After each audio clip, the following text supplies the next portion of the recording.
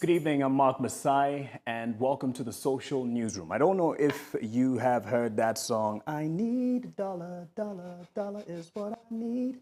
And I should probably stick to my day job because the last time I tried to sing was a bit better. The reason that is the song I try to sing is because the shilling to the dollar is doing very, very poorly. And I have an economist and person who's very keen on this who tell us why the Kenyan shilling is dipping so sharply and what can be done, if anything, and really why you should care. So I have Churchill Ogutu. He's IC Group asset manager, economist. He's in the asset management portfolio department of the IC Group. Thank you for joining us. He's no stranger in terms of matters economy. And just tell us, to put things into context, we're now, I believe, at 148 to the dollar, the Kenyan shilling, that is. Since the beginning of the year, how far has this come in terms of the drop, and how significant is this in your reading? Yeah, thanks, Mark, for having me. So when we started the year, the shilling to the dollar was 124 units to the dollar.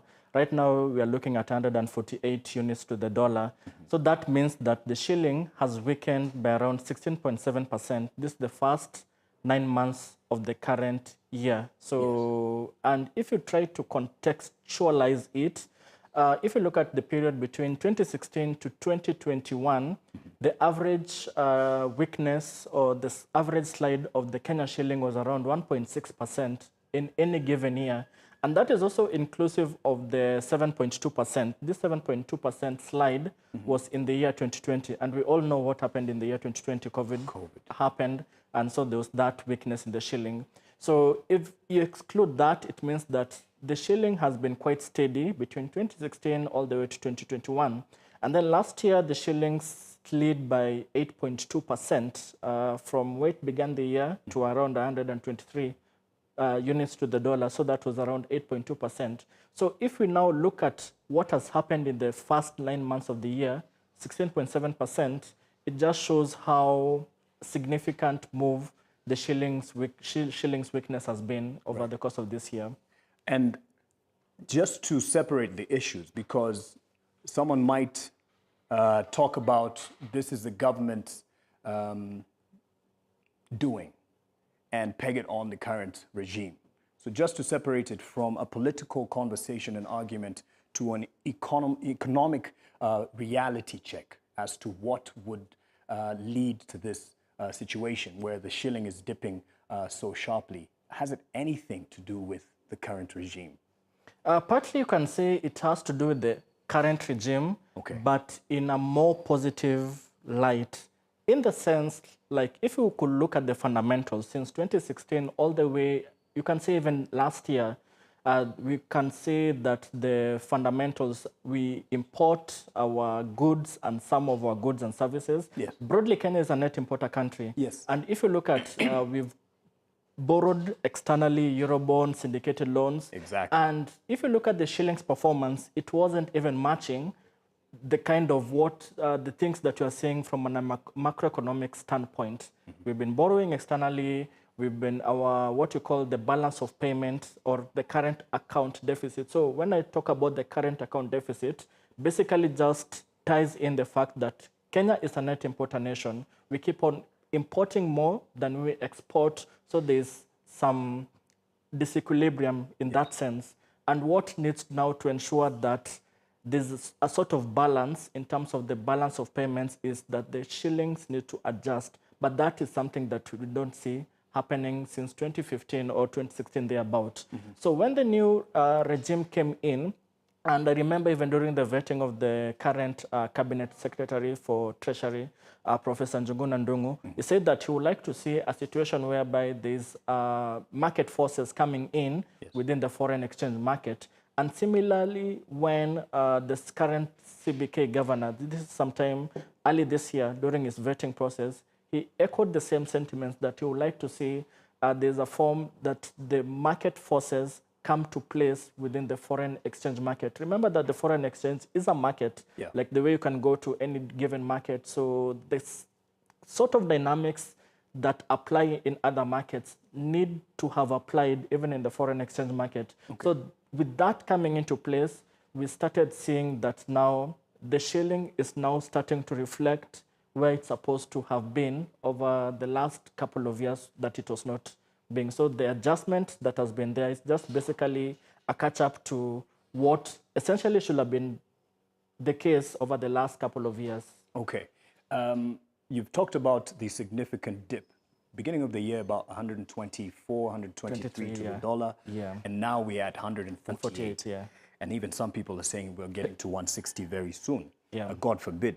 But with that change over the 9 months, what have you seen and what is the effect and impact to Kenyan businesses? Yeah, and probably I may just step back and we say that what you've seen from the 123 to 148, this is now the official rate, dollar official Yes. FX rate here. Yes, yes. But if a small guy goes to their bank and then they want to sell dollars, they want to buy dollars, I mean, the rate they get might be slightly higher than that. Yeah. So that's just to contextualize to our viewers or our listeners. Because that's 48 is what 148 is what you'll see in the CBK. CBK, yes. Right. The Bloomberg also for people who look at the markets. But that's now the official FX rate here. But it's a bit different from the retail FX rate here. Basically, kwa ground vitu ni tofauti.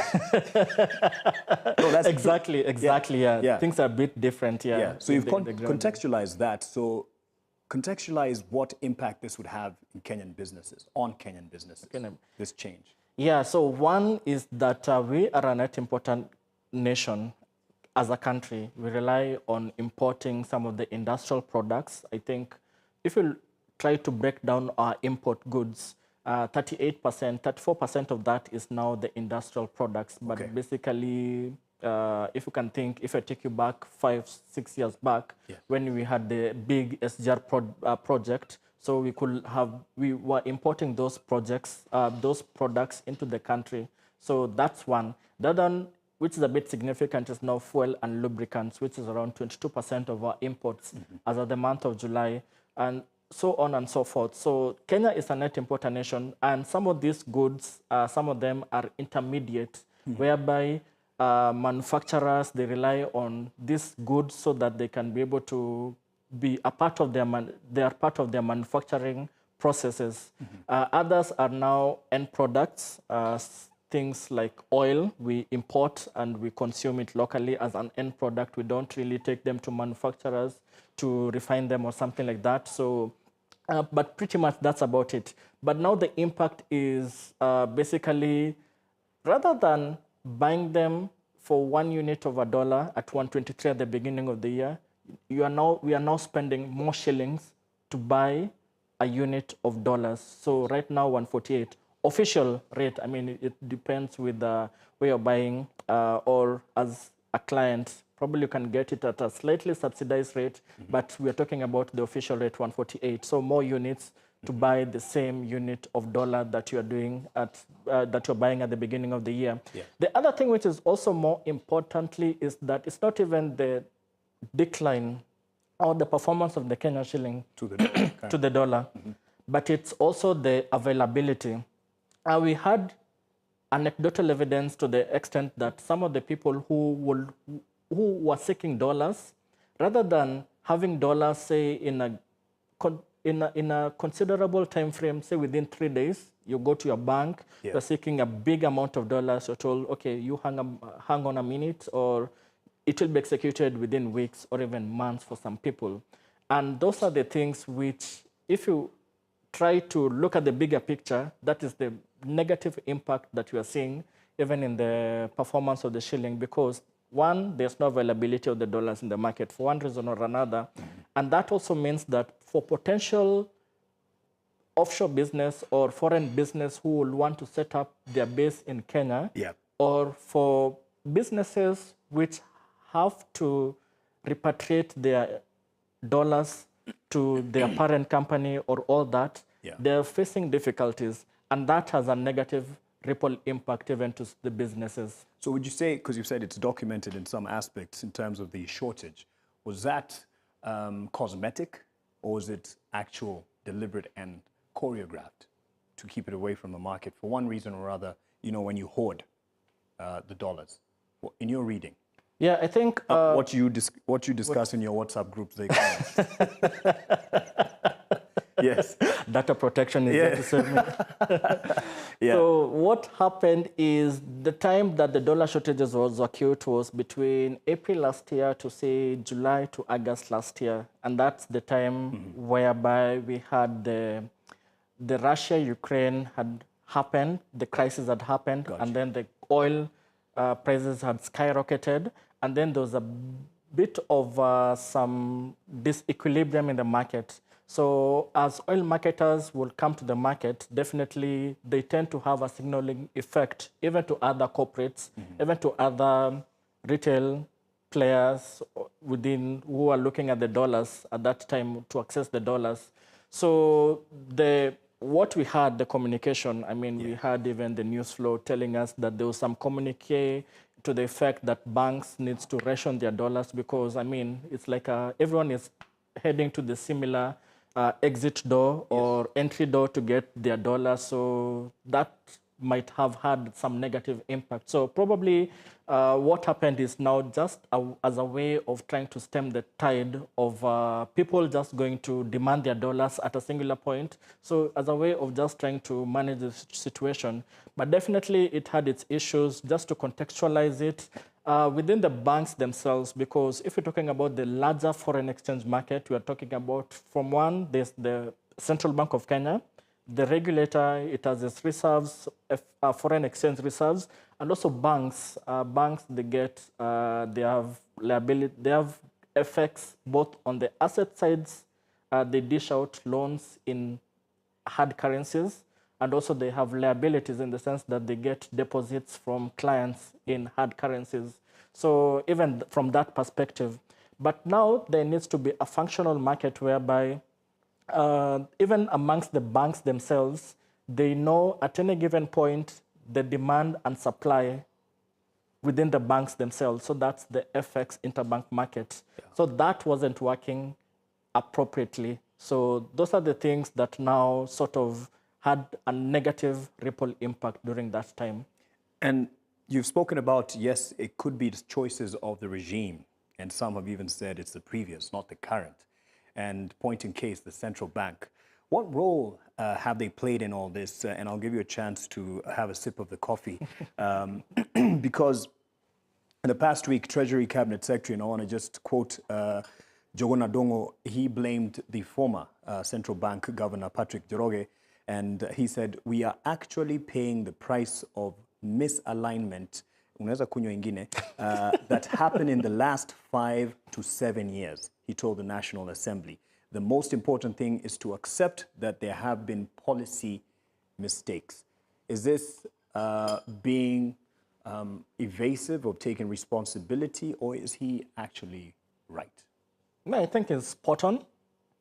And it's something that also at the beginning of the discussion that I touched on, like if you look at the economic landscape, we were at a situation whereby we were importing more than our exports. So what we call the current account deficit kept growing larger by larger as years go by.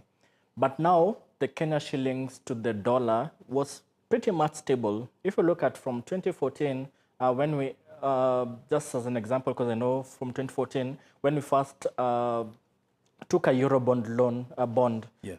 So the shilling to the dollar was 87 units to the dollar. So it Take me back. Yeah. Yes. That's like 10 years ago, yes. 9 years ago. And from 87 units to the dollar up until 2020, that's when it came to around 100 units to the dollar. Okay. Despite the fact that there were a number of external pressures in the economy. Mm-hmm. And if you look at other peers in the African continent, I mean, we could see that the kind of currency performance in those economies, which are similar, which had the same fundamentals that Kenya had, we saw that the adjustment on their currencies was more aligned to the market forces as compared to what was happening in the Kenyan context. So that is the context that the current cabinet secretary was talking about, that the currency, it was not aligned to the fundamentals. Okay. And right now, and speaking even to the fact that even from an operational perspective, whereby the interbank foreign exchange market wasn't working. So imagine a situation whereby what normally happens is that if you go to bank A, you want to demand or you want to get dollars from your bank A, and if your bank A does not have the dollars to meet your demand, they will go to a bank B to find out if they have the dollars so as to be able to meet your demand. But in a situation whereby bank A is not able to communicate with bank B or any other bank for that matter, that's where the breakdown of the FX interbank market happened. So they didn't have visibility. So for bank A, if you go to demand for dollars, I mean, they will now price differently from even bank B or bank C for that matter. So that breakdown of the FX interbank market contributed also to what we call the divergence between the retail FX market and also the official FX market. Yes. So in March this year, we had the restoration of the FX interbank market. So now the banks themselves were able now to come at a similar platform. So if one bank has excess dollar supply, they can now be able to give other banks who have short dollar supply. And with that, you can come up with some better pricing, which you can now be able to pass to your clients, customers. So it does not matter if you go to bank A or bank B. So you can find that there's some convergence in terms of pricing. So that's the import of having an operational FX interbank market. So that has been restored. And also around... To whose credit? To the current regimes. Okay, credit, so would you say that is Kamau Thugge, the current governor? We can because say... I was about to ask, has he done anything to address the decline that you've seen? And a lot of politics aside, a lot of positive things to say about his credentials as a person in that docket. Would you say that is credit to him with what you've just said? I can say because it was in March, so Thugge came in June, so we can say that mainly with the new current, the cabinet secretary, that's Professor Njuguna Ndung'u. Okay. And obviously he worked with the previous governor, Dr. Njoroge. Yes. And now with the new governor coming in, I mean, he's been sort of implementing it. Yes. But then again, Mark, if you look at it this way, you would rather be in a market whereby you can get this short pain point with currency moving from where it was at the beginning of the year, declining by 16 or 17%, 9 months down the line. At least you are there.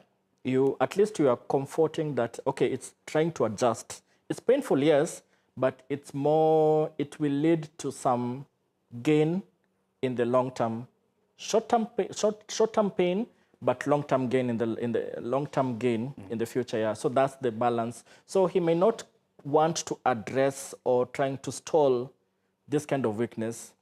I mean, right now, even from how we're looking at it, it's a one-directional move.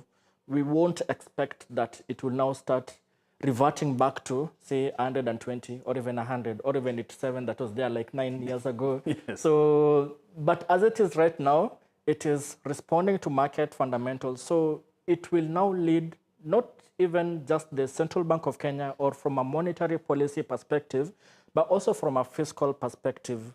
What is the government doing to be able to ensure that our exports goes higher so that we can be able to get the necessary FX inflows in the country so that we can be able to support the economy? What is the government doing? We've been hearing talks about selling of parastatals or state-owned entities. What is the government doing that so that we can be able to ensure that these sales, probably they're done to foreigners, they can be able to give us the foreign exchange? What is the government doing? We had the Ministry of Trade and Investment saying that going forward we'll be getting foreign direct investments in the tune of, wait a minute, $10 billion, which is around 1.4 trillion shillings in any given year.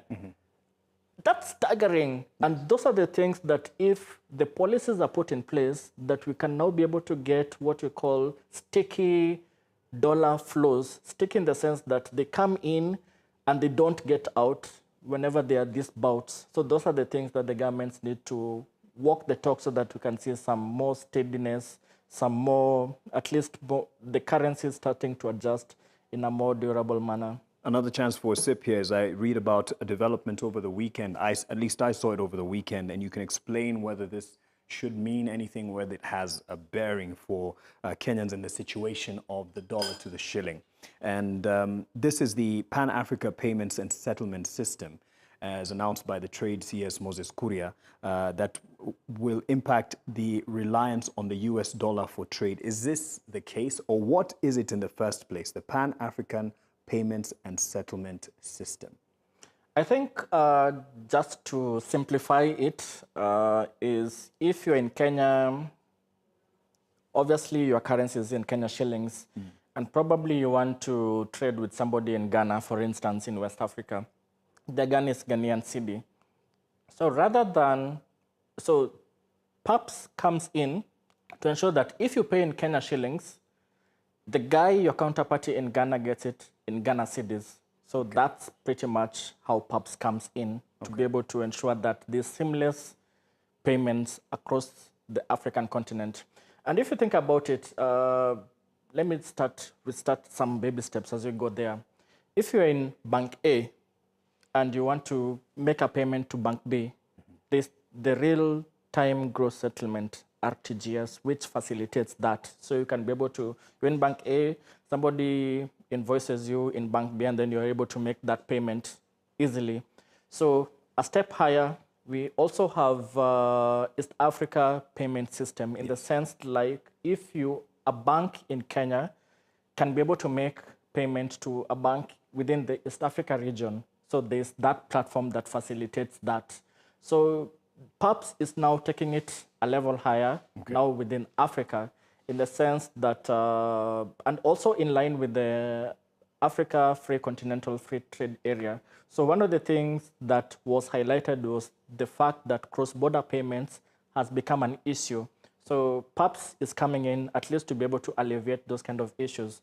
Obviously, we've had this angle that this de-dollarization will come in. Yep. I think that has been pretty much been over-amplified in the sense like, even if you look at the global trade, Africa still is quite low in trade within Africa as a percentage of the global trade is still quite low. So obviously, within intra-Africa trade, PAPSS kind of makes sense. But if you're looking at trade in Kenya, but you want to trade with somebody outside the continent, I mean, you'll have now to go through the whole SWIFT system, and that's where the dollar comes in. You can. Exactly. So this is more to the benefit of intra-Africa trade. Exactly, yeah. And not necessarily to counter the dominance of the dollar. Exactly. Okay. That's how I see it, yeah. Okay. And in your view, beyond just the aspect of the choices that have been made, let's go specific to what has been made in the past regimes. Yes, and in particular terms, the Eurobond and the payments that have, the payments to the Eurobond and how this will affect us in terms of where we are with the dollar. Just give us a picture, Mwananchi, ailewe, where we are. Where we are, yeah. So as we have talked about so far in the discussion, when we took the Eurobond, we took it in dollar terms, $2 billion. Initially, it was $1.5 billion in June 2014, and then we ongezed like a slice. We call it a tap sale. So there's another 500 million in December 2014. So cumulatively, it was $2 billion. But 2014, the shilling to the dollar was at 87 units. So had the shillings to the dollar been steady over the last 9.5 years, those are the kind of dynamics we could be looking at. We could have paid close to around, it's 7.5 times 2, yeah, that equivalent, around 170 at the higher side to pay off this Eurobond. But right now we are at a situation whereby the shilling to the dollar is closer to 150. So rather than paying this 170 billion shillings equivalent, we are paying 300 billion. So that is something that is coming out to light as a result of the weakness of the shilling to the dollar. Yeah. So that's one. So what also normally happens and what is keeping the policymakers awake right now is how do they settle this $2 billion bill that is coming due in the next 9 months, June 2024. So where will they get the $2 billion? So ordinarily, they could go and issue another Eurobond and pay off these investors who are holding the current Eurobond. So that's usually how ordinarily these things work. But right now, they are not able to do that because what you call the kind of interest they'll be able to pay at the international market is quite high. As at the end of last week, this particular Eurobond that is maturing in June 2024, its yield is around 18%. So that means that investors will be demanding something like 18% so that they can be able to give the government a new Eurobond. So that's crazy as it is. So the government said that they will want to do a buyback. Okay. So we have $2 billion, and then they want to do a buyback in the sense of, it's just the way if you have a loan in the bank, and then you have a business or some consultancy, and then you get some big money, and then you say, okay, for this loan that I have, I want to say, at least reduce it by a half. Yes. So that's similar thinking within the buyback that the government wants to do. Able to. That's now the other question. So they're looking at our FX reserves. So our FX reserves as at the end of last week was around $7 billion, give or take. Okay. So the thinking is that they can get that even $1 billion between December. That's none other than the president said that they would do a buyback by December. Take $1 billion from the FX reserves, and then they pay off. They can do that. And then come June next year, rather than having $2 billion, they just have $1 billion, and then they can go around it. But now what you had of late is that even the government, rather than doing that buyback, it says that it will not do it. It will wait till June next year, hoping that the FX reserves will be around $7 billion, give or take, because I know there's some netting off, there's some debt that needs to be paid in between. And then they remove $2 billion from the FX reserves and pay off because they can't go to the market and issue another Eurobond. The rates are quite crazy. So that's the thinking that they want to draw down from the FX reserves. And then what will that mean? Okay, June comes, probably they're not able to do that, and then they're removing $2 billion from the FX reserves. It drops to around $5 billion. So the risk going forward will be probably there'll not be another external shock or there'll not be another internal shock that will lead to further decline of the FX reserves because those are some of the indicators that people will look like. And if you look at even countries which have defaulted, countries such as Ghana, Sri Lanka, so more so the case for Sri Lanka, it had like $1.1 billion of FX reserves. That is April last year. March, April last year. And in terms of, because now we look at this FX reserves, and then we look at it in terms of months of import cover, because months of import cover is a good metric as to how adequate the FX reserves, because you need, it's just an adequate measure. So it wasn't adequate for Sri Lanka.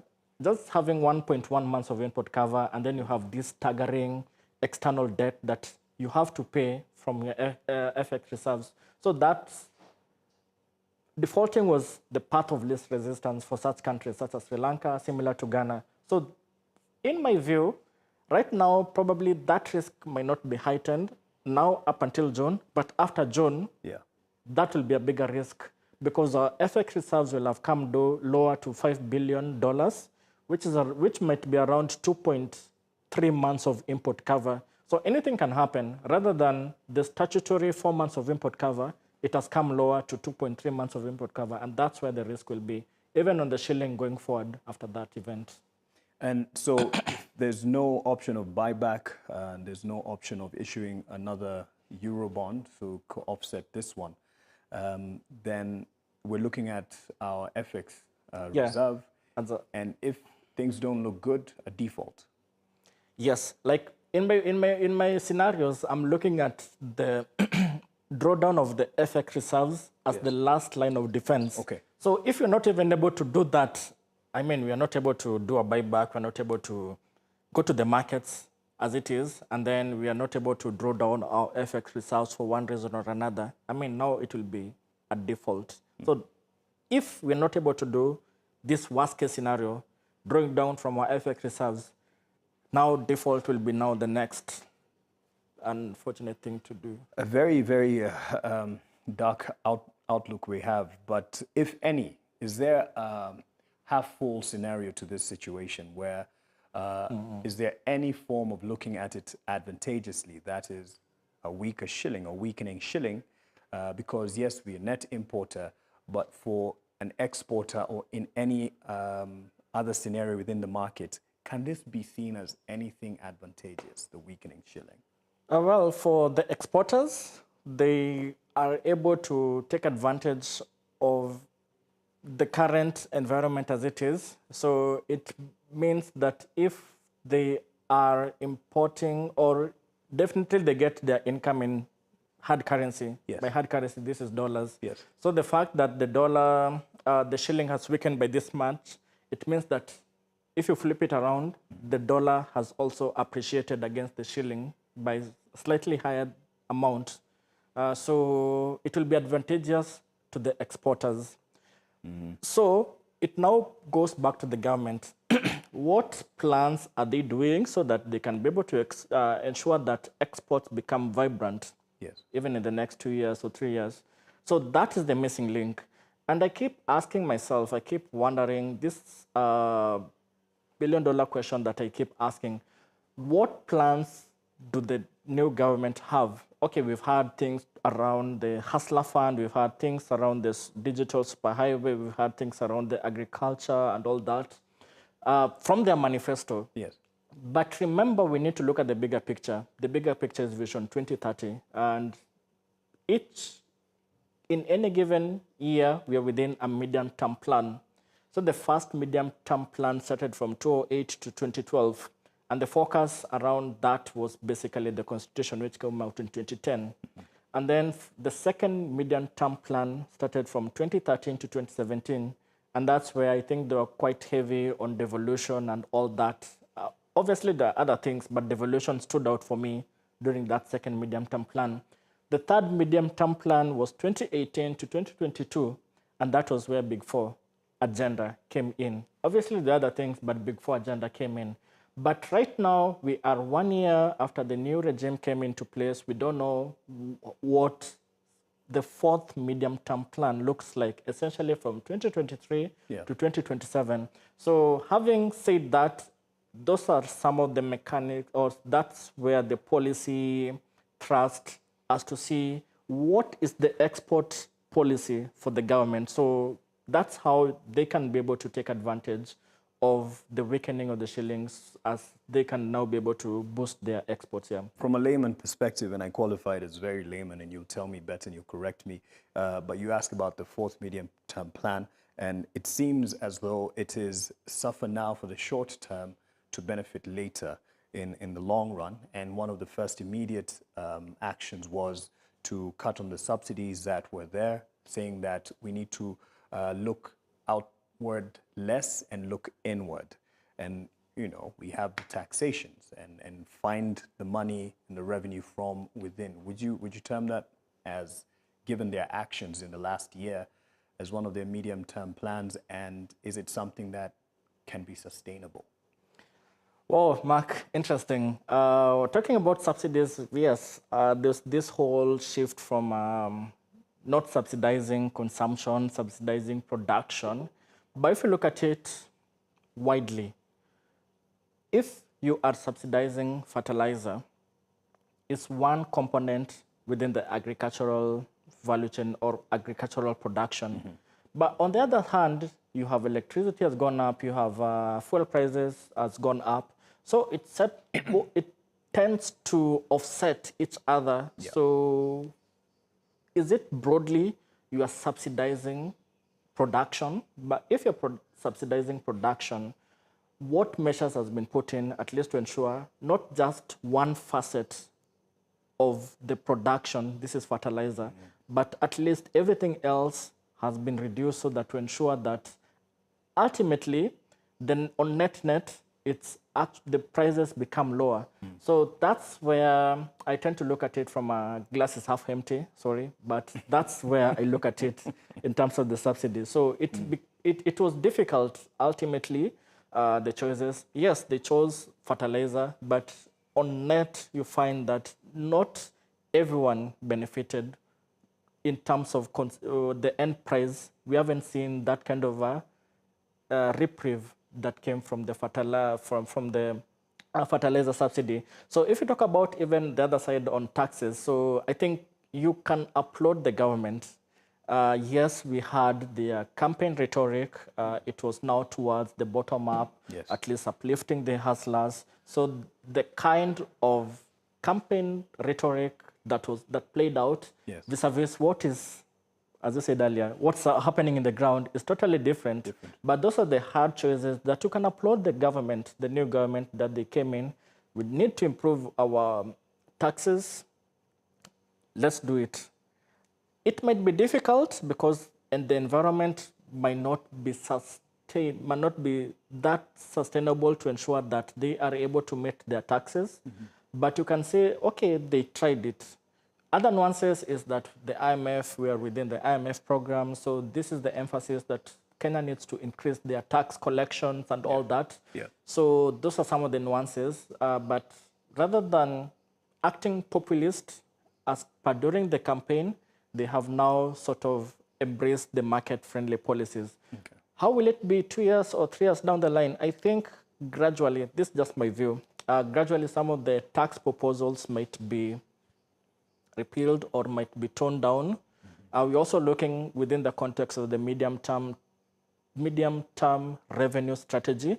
This is it was a draft report that came out sometime last month. The public needs to give their input by Friday this week in terms of what they want to suggest to the government. But ideally, rather than these surprises that we normally get within the finance bill and all that, so this is like the anchor document whereby the subsequent finance bills will draw the tax proposals from. So I suspect broadly that some of the proposals that had been put in place might be watered down because in my view, I think the economy is not quite vibrant to be able to sustain the kind of proposals that the government has been put forward. Yeah. How do we look within the region in terms of the shilling to dollar faring? How's the outlook in the region? I think if I look at East Africa, let me look at East Africa. Yes. Uganda stands out quite well. As doing well. In the sense, in the sense of it's a liberalized currency. If you go to Uganda today and you convert your Kenya shillings to Uganda shilling, and if you want to exit, you can do that. I'm not talking about the way you go to the border point and all that, but if you want to set up a business and if you want to do some big ticket deals there, you cannot be able to get in and get out quite easily. That's not the case in Kenya. That's also not the case in Tanzania. And that is something that makes even the kind of moves in, as I said, as you introduced me earlier, I'm an asset manager, and I look at an Africa fixed income fund. So I look at opportunities across the continent. So in the region, definitely Uganda stands out for me because I can now be able to make those moves. Get in because I have dollars. I can get into Uganda market with my dollars, get Uganda shilling, trade there or buy bonds or whatever, and then I can exit easily. That I can't be able to do that in Kenya because of the issues that we discussed earlier. And for Uganda, if I take you back to August when the World Bank announced that they'll be able to cut funding because of that anti-LGBTQ bill, that anti-homosexuality bill that was passed in May, the only thing we saw was a sharp weakness in the Uganda shilling. Yeah. That was about it, close to 2% in a single day. But it's been quite steady after that. And it's not that the Bank of Uganda has intervened. No, it's just that because the market fundamentals have just been left as it is. Mm-hmm. If you are in a market whereby if the market participants or even foreigners see that, okay, the government is not adjusting, interfering with the effects in any way whatsoever, you find that even the performance of the shilling, of that currency is pretty much rewarded very well, yeah. So Uganda shilling stands out for me. So it stands out for you given the environment, say it's quite liberal. Liberalizing. Yeah. And you've mentioned that we can't quite adopt the same because of some bottlenecks. In Kenya, yeah. In Kenya, yeah. So we can't have the same situation as there. If I look at it from a perspective that I'm getting into the capital markets, yes, it's easier for me to look at Uganda shilling, Uganda market because of the liberalized effects. Okay. For Kenya, the issues that I might get, yes, I might come in with my dollars, get shillings, and be able to participate in the capital markets. But capital markets, probably NSE or even the bonds market. But at the point of exit, that's where potentially I can get some challenges. What I talked to you earlier on, availability of the dollars within the Kenyan economy, it's not the case if you look at it in the Ugandan economy. Tanzania shilling has some issues. Last week, they said that for the people in the economy, they want now to implement a gold purchase program in Tanzania. But the thing is, this is now a way of supplementing their foreign exchange reserves. Supplementing, bolstering, would that be the same thing? Yeah, supplementing. Strengthening. Strengthening. Yeah, yeah. Sorry, I used the big words. Yeah, yeah. So, yeah, strengthening their FX reserves position. So gold purchase program is not a novelty in Africa. Ghana, in June 2021, they introduced a gold purchase program whereby if you look at the FX reserves position, it's not just the dollars that the CBK has. It can also have some gold, monetary gold. It can also have what you call the funds that they get from the IMF, which is the currency is SDR, special drawing rights. Mm-hmm. So those are the things that now make up the FX reserves. So that point when they started their gold purchase program, they were looking at doubling their gold position. By then it held close to 8.8 million metric tons of gold.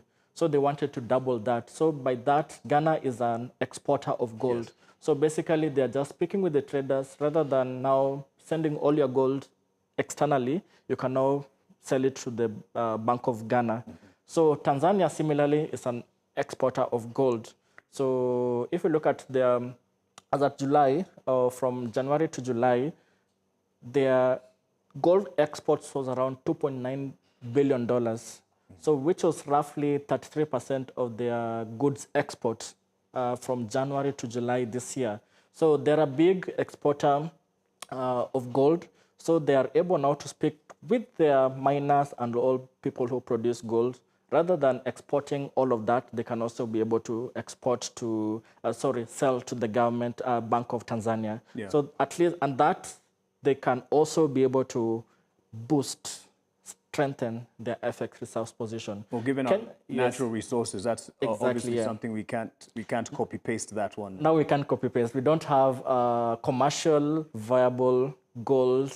Okay, we have, but at a bit small scale. Yeah. Obviously, news flow is some fake gold found somewhere, and there. Those Masai. No. Not to be tribal, but there's been those Masai who scammed us. Yes. I've almost been scammed by them. Oh, sorry. Yeah. So, okay, we're not talking about those ones. We're talking about now if you're a gold exporter, Kenya is not a gold exporter. So we can't now be able to do those kind of maneuvers that you've seen in Tanzania. So speaking about the outlook and the options that we have as Kenya, so we can't quite go the liberalizing way as we have, as is the case in Uganda.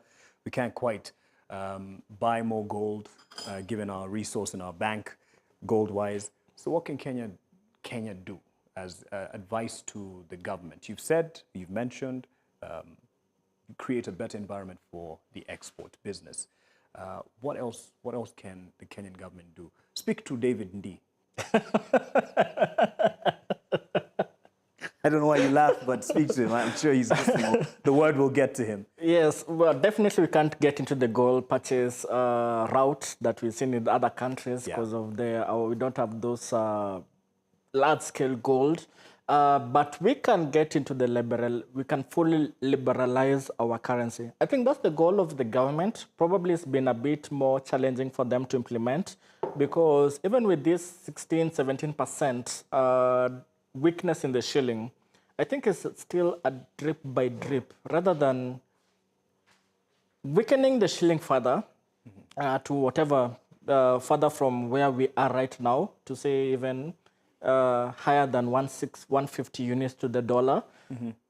We've seen, as an example, we've seen in other economies in Africa, because I'm talking about Africa because that's where my interest is in. We saw the Nigerian Naira. When the new regime came in, they sort of had some FX reforms from that. So Nigerian Naira has weakened by 40%. And basically that weakness started around May to date. That's when the President Tinubu came into power. And then a couple of days later, we saw those FX reforms and also removal of the subsidy that was there.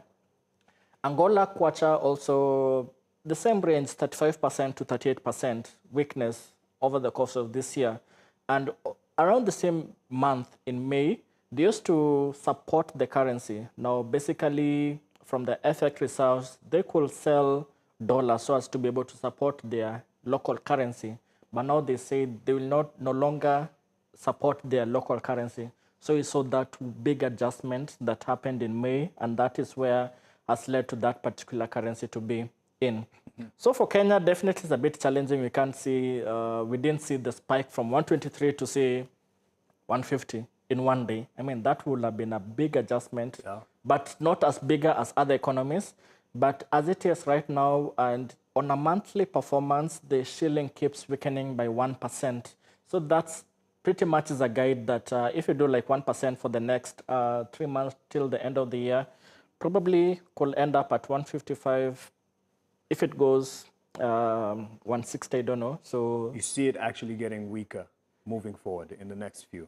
I'm not seeing anything that could suggest that we could see an improvement. We had none other than the president telling us that that time it was 130 when we started the G2G deal, government to government oil importation deal. And it was 130. The government, the president told us that it will weaken to 120. Those of us who have dollars, we are told, those of us who held dollars, we are told not to hold the dollars. And Minister Moses Kuria also had expected it to improve to 85. That hasn't panned out. And so in the context now that I've mentioned G2G, I don't know if time allows us, just we can get into that. Yes. So the context... What was the target and the intent? Because clearly you've just said it didn't go as they had planned. Yeah. But what's the target? And you can explain that by saying how it's worked in other republics or economies. Well, so government to government oil importation deal. So it started from last year when we had the subsidy. Yeah. We used to have that unsustainable subsidy. So at some point, the oil marketers companies used to have currency swaps with banks. They generate revenue in shillings. Obviously, there's a bit of some oil which they export to other landlocked countries, but pretty much their income is in Kenyan shillings. But now, at the point of import, they needed dollars. So the banks will provide for them dollars. So there's what we call the currency swap. The oil marketers companies, they give banks their shillings, and then with the shillings, it's converted to dollars. So they swap, get dollars, they import. But now the point of what you call closing these swap positions. But that time the shilling had weakened, so it meant it was a bit expensive. So it was something that they didn't close out those swap positions, so they just kept rolling those swaps down the road. So when the government came in, the current government came in, they found those swaps. They hadn't been unwound. We call it unwound, yeah, closing those positions. So what the government did, they decided rather than going through the open tender system, because by then oil marketers companies will, they could do like a tendering system. So one of them will import oil on behalf of everyone else, and obviously they will need dollars they need dollars to get the imports. So rather than the open tender system, the government came with the government-to-government oil importation deal. So the crux of it is that rather than those demands of dollars, so that to be able to get the imports, you can buy on credit, and then after 6 months, you convert these Kenyan shillings into dollars, and then you can be able to pay in a more orderly way. After 6 months, things have changed. So it was initially 6 months. It's still 6 months, in the sense that we still have 3 or 4 oil marketers, distributors, importing oil on behalf of the whole industry. And then they import from Saudi Aramco, they import from Abu Dhabi National Oil Company, they import from Emirates National Oil Company. But now, they had what you call letters of credit from other banks. So other banks will now give these 3 guys letters of credit so that they can be able to import. So letters of credit was that, yes, they're good to go. Allow them to get these quantities of oil, and then they'll distribute to other people. And with these letters of credit, it will ensure that 6 months down the line, we'll be able to pay you. So it's like a proof of, okay, these are good to go. Give them security. Some security, exactly, yeah. So the first import was in around March, April, but basically for the April 15th to May 14th period cycle, yeah. So that's where we got the first round of oil imports. And remember, we saw a number of the cabinet secretaries going to receive the oil in Mombasa that time, yeah. So that's the time we are being told we don't hold our dollars and all that stories, yeah. So that's the crux of that. But the thing was supposed to last for 9 months, from March to March to December, the 9-month period. But now it meant that if you import oil for March, you will now pay it in September. And then the oil that you import in the months of April will pay it in October, like that. So it's basically kicking the can down the road. And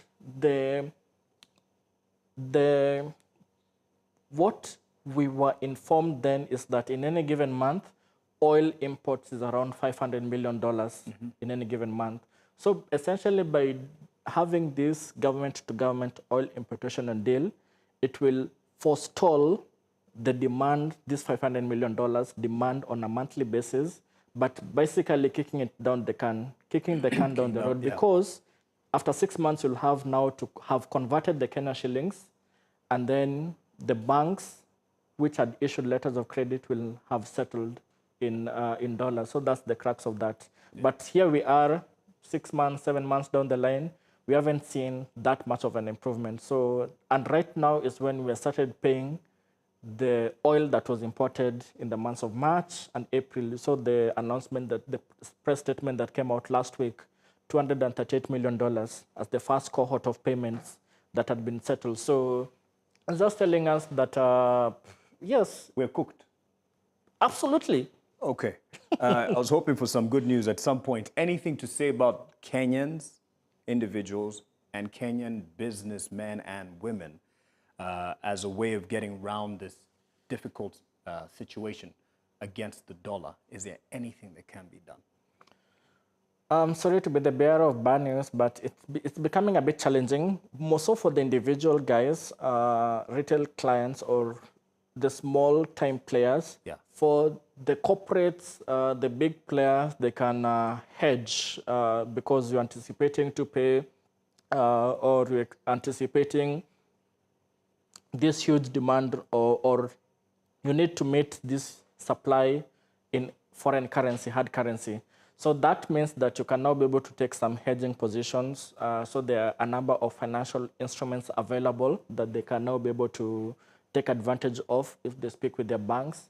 For the retail clients, it becomes a bit difficult. So if they're able to adjust some of their business models to ensure that rather than relying on external supplies, they can now be able to access some of these goods locally. That is how they can now be able to at least adjust in the current environment. But it's easier said than done because most of their supplies are sourced externally, and we still don't have that capacity to replace what you call import substitution or to replace whatever that they source externally, locally. So that becomes a bit challenging, more so to the local guys, small-time players who are seeking dollars. Let's talk about something you're keen on, and you'll explain it in layman's really shortly as we wrap up. And that is the hard stance that our government, the African Union, has taken on Moody's rating. And tell us what that is, and if we can expect them to be fair to Kenya in their rating, because we have had the criticism the president has put against the Moody's rating and how it is not infallible. It can be corrected.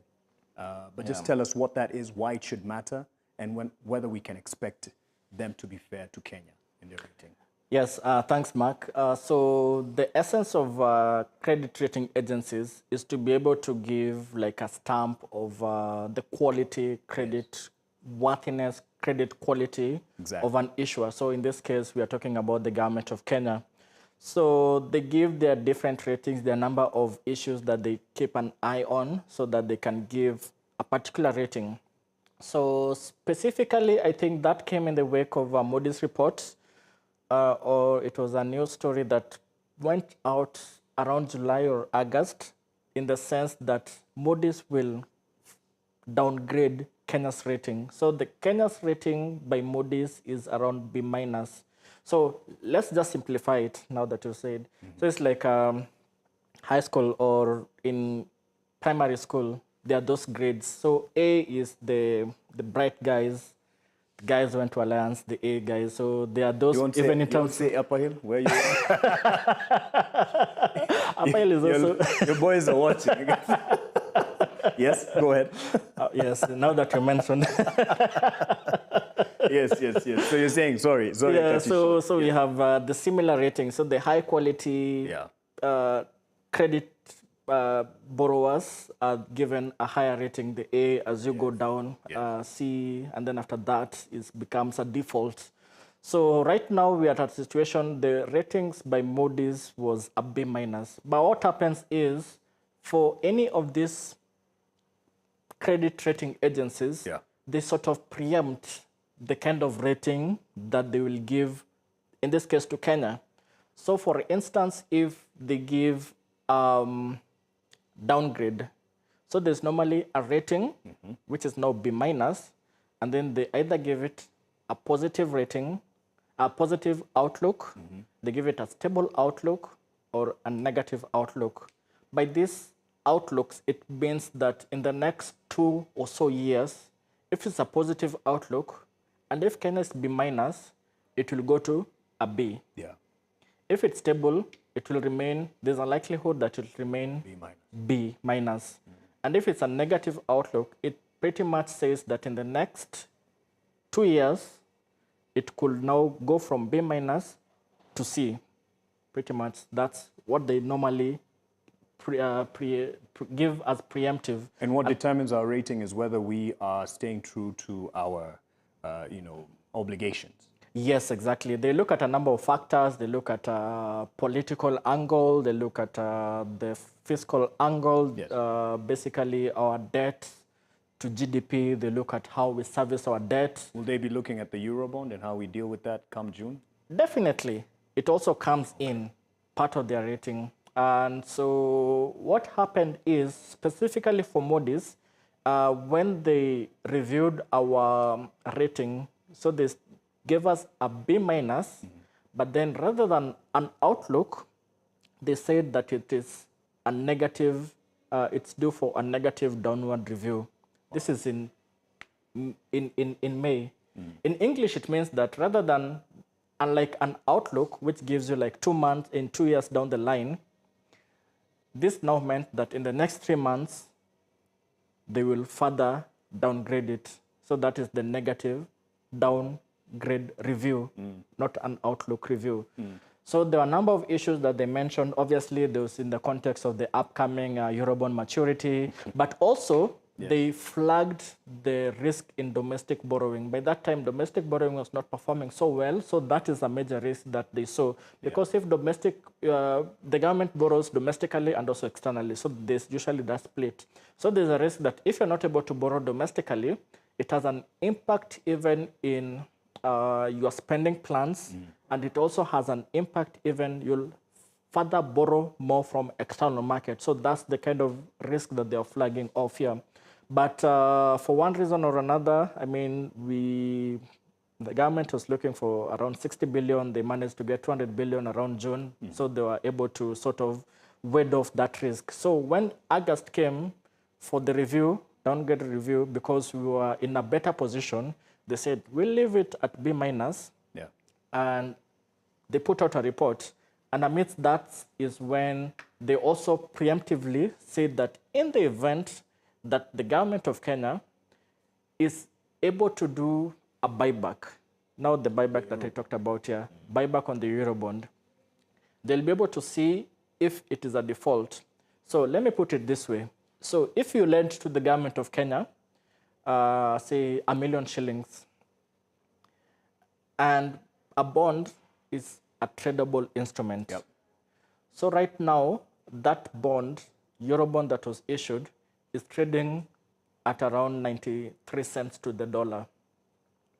So what Moody in their methodology is like, if you are buying back, basically, I go to you, Mark Masai, say, okay, it's trading at 93 cents to the dollar. So that means on your 1 million, I will pay you back your 930,000, and then I take that bond. So I buy back that bond. But now, in Moody's terminology, if you're buying below the 1 million or the amount that an investor invested, that is a default.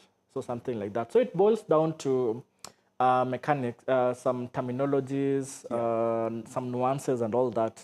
So, but in essence, if you go to the ratings agencies as themselves, you know that they're all analysts. They all look at the same numbers. We all look at the same thing. So it's only that they are given much more emphasis because of the fact that they are like the gatekeepers for the foreign investors. So somebody wants to... So are you, though? Sorry. Somebody once said, you were going to say? Let me make this point because I wanted us to kind of close this, because so are you an economist who looks at the same numbers. Yes, exactly. And as asset manager for IC Group and an economist of good repute, went to Upper Hill, did his actuarial science at University of Nairobi. Now Kamaliza, he graduated, he has the papers to prove. What is Ogutu's rating looking forward? Because there are some quarters, even the Prime Cabinet Secretary has been quoted as saying he sees the government, or at least the economy, stabilizing in the next 3 years. What's Ogutu's rating in terms of having the shilling being able to hold its own against the dollar? Yeah, well, I think within the next similar time frame that the 2 years to go. Prime Cabinet Secretary is talking about, the risk is now the June 2024 Eurobond. We are within the context of an IMF program, and that IMF program is coming to an end around April 2025. So within today, all the way to April 2025, at least you can say that there's a big brother holding our hands, that's the IMF, so that we ensure that our taxes, or we ensure that we reduce wasteful spending. It's not that they have gone away, but at least there's somebody who is holding a big stick to ensure that we stick to them straight and the narrow. So After that, so 2025 now in 2023, after that at least now, hoping that there is no other external shock, because we might be looking at it from a base case scenario that there's no like a COVID or Russia-Ukraine war coming in and tips the apple cart. So that's the sort of scenario that probably after that we could now be able to be at least in a more better shape, in the sense like we won't have a staggering $2 billion maturity in the Eurobonds. From 2025, we'll just be paying off $300 million, which is pretty much manageable. So that's pretty much in line with the 2 to 3 year time frame that Musalia Mudavadi talked about. All right. And with the people who are saying the dollar will get to 160 soon, maybe by the end of the year, is that optimistic, pessimistic, or realistic? I think it's a realistic case. It's a realistic scenario. I still expect some pressures coming in. Okay. By the 3 months that is still remaining. From in terms of dividend payment, because normally there are those cyclical things that normally happen, cyclical events that normally play out. I think, but we have faded those cyclical events in the sense like by August, we are paying some significant dividends. This is Safaricom, largest telco, paying some significant dividends to foreign investors, to Vodafone, the largest investor in Safaricom. So we don't expect that. But as we come to the end of the year, we normally get this kind of dollar stockpiling one way or another by corporates, which might be able to bring some currency pressures. We also have the FX pressures. We also are in the period whereby whatever was in the Kenyan Shilling escrow account within the G2G oil import deal. So as I mentioned earlier, the 4 importers who are importing oil on behalf of the industry, they used to be paid in Kenyan shillings by the people in the industry. So they would put this Kenyan shillings equivalent in a escrow account, but now this escrow account in Kenyan shillings needs to be converted into dollars. The money that is held in the Kenyan shillings escrow account to be converted into dollars so as to be able to pay the Saudi Aramco and all that. So those are the pressure points that I'm still seeing that could now potentially lead to further weakness of the shilling. Let me not put a number to that, because some of us will be saying, you told us. So if I have a dollar or some dollars, nishikilia hadi mwisho wa mwaka? Kama unaweza. Thank you so much, Churchill Ogutu, IC Asset Manager, Economist. Thank you for your thoughts and at least some direction that you have lended. I hope David D and them listen because, I mean, you speak a lot of credible information in terms of the economy and the outlook without any bias to the government on whether political side anyone would sit. There are some good moves that it's making, but the realistic picture is things aren't looking good, but we can only hope for the best. Thank you for your time, and you can wave and say what's up to your people from Upper Hill and UON. Ulikuwa na Sakaja? Alikuwa like 2 years before me. Alikuwa there's this UON Actuarial Students Association. So remember, we used to call him Saks. Saks, yeah. At least the peers that were 2 years. Ukamaliza mbele yake. Alimaliza. Let me not get. He was 2 years ahead of me. Let me leave it at that point. Yeah. That's a good one. That's a good point to leave it at. Thank you, Churchill. Thank you to those who watch. I know some of them who were at school with him and can confirm that he has his papers. Sauti Sol. Sauti Sol, he says. Hill, Shout out to Sauti Sol and them. And thank you for watching and for your attention. We'll be having this uploaded in case you missed a bit of it at the beginning. And we'll also be cutting bits and pieces just to upload and bring it to your attention and to others who you can share with. The Social Newsroom continues next week. Have a good night.